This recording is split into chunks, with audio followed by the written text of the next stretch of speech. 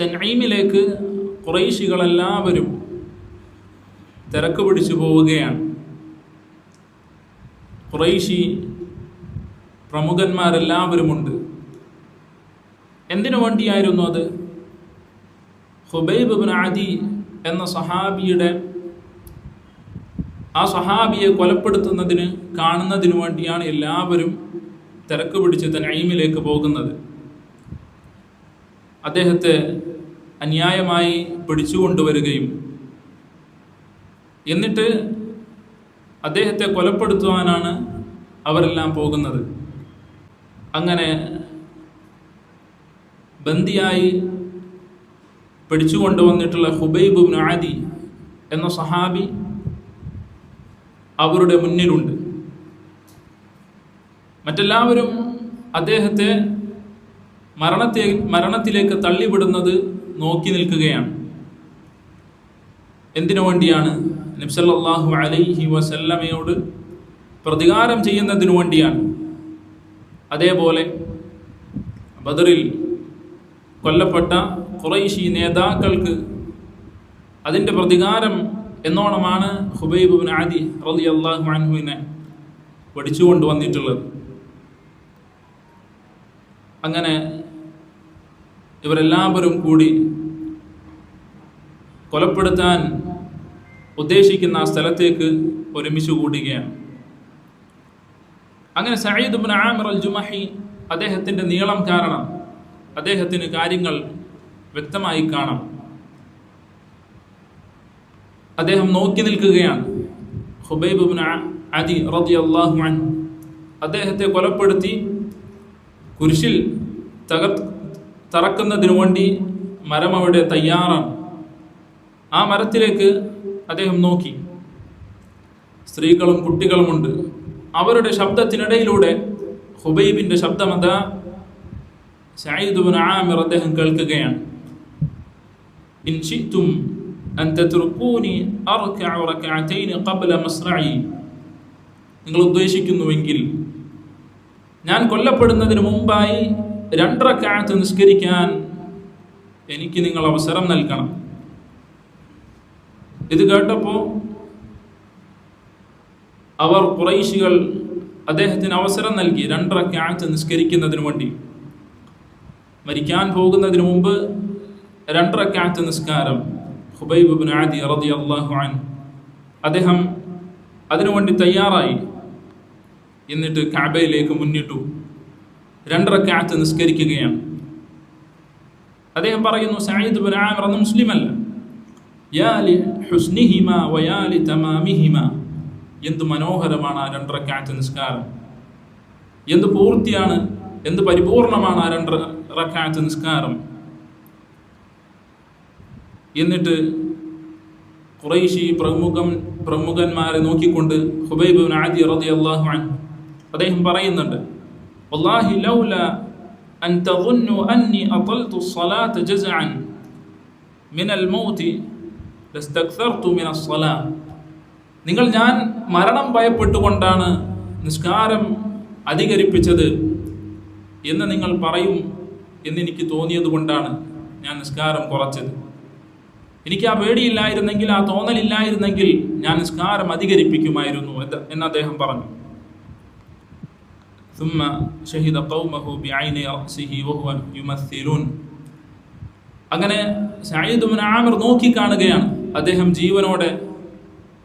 ജീവനോടെ നിൽക്കവെ തന്നെ ഖുബൈബ് ഇബ്നു അദിയുടെ ശരീരഭാഗങ്ങളിൽ ഓരോന്നും മുശ്രിക്കീങ്ങൾ മുറിച്ചു മാറ്റുന്നത്.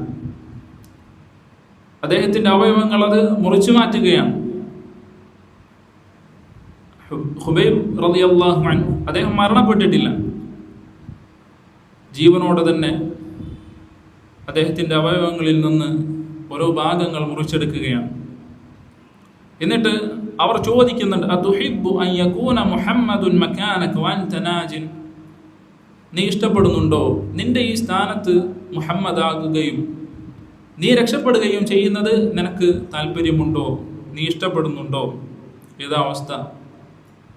നബി സല്ലല്ലാഹു അലൈഹി വസല്ലമ ഈ സ്ഥാനത്താവുകയും നീ രക്ഷപ്പെടുകയും ചെയ്യുന്നത് നിനക്ക് ഇഷ്ടമുണ്ടോ? അദ്ദേഹം പറഞ്ഞു, വല്ലാഹി മാ ഉഹിബ്ബു അൻ അകൂന ആമിനൻ വാദിഅൻ ഫി അഹ്ലി വവലദി വഅന്ന മുഹമ്മദൻ യുഖറു ബിശൗക.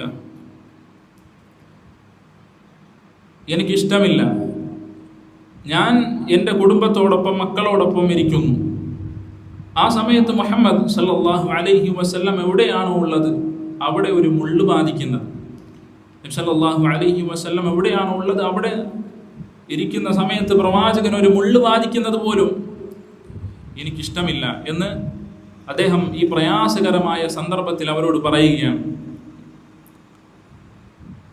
മരണം മുന്നിൽ കണ്ട് നിൽക്കുന്ന സമയമാണ്. അങ്ങനെ ഇത് കേട്ടപ്പോൾ അവിടെ ഉണ്ടായിരുന്ന തടിച്ചുകൂടിയ ആളുകൾക്കെല്ലാം വിഭ്രാന്തി പിടിക്കുകയാണ്. അവർ കൈകൊണ്ട് ആകാശത്തേക്ക് ആംഗ്യം കാണിക്കുകയും അവനെ കൊല്ലൂ എന്നുറക്കെ ഒച്ചയിടാനും തുടങ്ങി. ثم أبصر سعيد بن عامر خبيبا يرفع بصره إلى السماء. എന്നിട്ട് സഈദ് ഇബ്നു ആമിർ നോക്കിക്കാണുന്നത് എന്താണ്? ഖുബൈബ് റളിയല്ലാഹു അൻഹു അദ്ദേഹം ആ മരത്തിലേക്ക് നോക്കുകയും ആകാശത്തേക്ക് നോക്കുകയും ചെയ്തു. എന്നിട്ട് അള്ളാഹുവിനോട് പ്രാർത്ഥിക്കുകയാണ്, അല്ലാഹുമ്മ ഹ്സിഹിം അദദ, അല്ലാഹുവേ ഇവരുടെ ഈ എണ്ണം നീ കണക്കാക്കണമേ, അവരിൽ ഒരാളെ പോലും നീ വെറുതെ വിടരുത്. വഖ്തുൽഹും ബദദ, അവരെ എല്ലാം ഒന്നടങ്കം നീ നശിപ്പിച്ച് കളയണമേ. വലാ തുഗാദിർ മിൻഹും അഹദ, അതിൽ ഒരാളെ പോലും നീ അവശേഷിപ്പിക്കരുത് എന്ന് ഖുബൈബ് റളിയല്ലാഹു അൻഹു അദ്ദേഹം പ്രാർത്ഥിക്കുകയാണ്. എന്നിട്ട് അദ്ദേഹം ഒരു കവിത പാടി, വലസ്തു ബാലി ഹീന ഉഖ്തലു മുസ്ലിമ അലാ അയ്യി ശഖ്ഇൻ ഖാന ലില്ലാഹി മസ്റഇ. ഞാൻ മുസ്ലിമായി കൊണ്ടാണ് മരണപ്പെടുന്നത് എങ്കിൽ ഏത് ഭാഗത്തേക്ക് ഏത് രൂപത്തിൽ മരണപ്പെട്ടു വീണാലും എനിക്ക് യാതൊരു പ്രശ്നവുമില്ല. وذلك في ذات الإله وإن يشاء يبارك على أوصال شلب الممزع. എൻ്റെ അവയവങ്ങൾ മുറിച്ചു മാറ്റിയ അവയവങ്ങൾ അള്ളാഹുവിൻ്റെ മാർഗത്തിലാണ് മരിച്ചു വീഴുന്നതെങ്കിൽ അവൻ അതിൽ ബറക്കത്ത് ചെയ്യുന്നതാണ്. അങ്ങനെ അദ്ദേഹം ഖുബൈബ് റളിയല്ലാഹു അൻഹു തൻ്റെ അവസാന ശ്വാസം വലിക്കുകയാണ്. അദ്ദേഹത്തിന് എത്ര മുറിവുകളും അമ്പുകൊണ്ടുള്ള കുത്തുകളും ലഭിച്ചിട്ടുണ്ട് എന്ന് ഒരാൾക്കും മനസ്സിലാകുന്നില്ല. അത്രയധികം മുറിവുകൾ അദ്ദേഹത്തിൻ്റെ ശരീരത്തിൽ ഉണ്ടായിരുന്നു. എന്തിൻ്റെ പേരിലാണ് ഈ പീഡനങ്ങൾ? ഈ കാണുന്ന ആകാശവും ഭൂമിയും അതിലുള്ളതെല്ലാം സൃഷ്ടിച്ച് സംവിധാനിച്ച, അതിനെല്ലാം നിയന്ത്രിക്കുന്ന എന്നെയും നിങ്ങളെയും നാം എല്ലാവരെയും നമ്മുടെ പിതാക്കന്മാരെയും നമുക്ക് മുൻപുണ്ടായിരുന്നവരെയും ഇനി വരാനുള്ളവരെയും സൃഷ്ടിക്കുകയും അതിനെല്ലാം വളർത്തുകയും ചെയ്ത അങ്ങനെ ഒരു റബ്ബുണ്ട് എന്ന് വിശ്വസിച്ചതിൻ്റെ പേരിൽ, അങ്ങനെ ഇതിനെല്ലാം ഒരു റബ്ബുണ്ട് എന്ന് വിശ്വസിക്കുകയും അവനെ മാത്രം വിളിച്ചു പ്രാർത്ഥിക്കാൻ പാടുള്ളൂ, അവനെ മാത്രമേ ദുആ ചെയ്യാൻ പാടുള്ളൂ എന്ന് പറഞ്ഞതിൻ്റെ പേരിൽ അനുഭവിച്ച പീഡനങ്ങളാണ്. അതുകൊണ്ട് ഈ ആദർശം തൗഹീദ് എന്നത് ഏറ്റവും നമ്മുടെ മനസ്സിൽ ഏറ്റവും കൂടുതൽ സ്ഥാനമുള്ളതായിരിക്കണം. കാരണം അതിനു വേണ്ടിയായിരുന്നു സ്വഹാബത്ത് ഈ ത്യാഗങ്ങളൊക്കെ ത്യജിച്ചിട്ടുള്ളത്, അനുഭവിച്ചിട്ടുള്ളത്. ഈ തൗഹീദ് ജനങ്ങളിലേക്ക് എത്തിക്കുന്നതിന് വേണ്ടിയാണ് അവരുടെ ജീവിതം മുഴുവൻ അവർ മാറ്റിവെച്ചിട്ടുള്ളത്. അതുകൊണ്ട് തൗഹീദ് എന്നത് ഏറ്റവും പ്രധാനപ്പെട്ടതാണ്. അത് നമ്മൾ പഠിച്ചുകൊണ്ടേയിരിക്കണം. അതേപോലെ ഖുബൈബ് റളിയല്ലാഹു അൻഹു അദ്ദേഹത്തെ പിടിച്ചുകൊണ്ടുവരാൻ ഉള്ള ചരിത്രം നമുക്ക് കാണാൻ സാധിക്കും. റജീ എന്നാണ് ആ ചരിത്രം അറിയപ്പെട്ടിരുന്നത്. 10 ആളുകളെ നബി സല്ലല്ലാഹു അലൈഹി വസല്ലമ ഒരു സ്ഥലത്തേക്ക് നിയോഗിച്ചു. അങ്ങനെ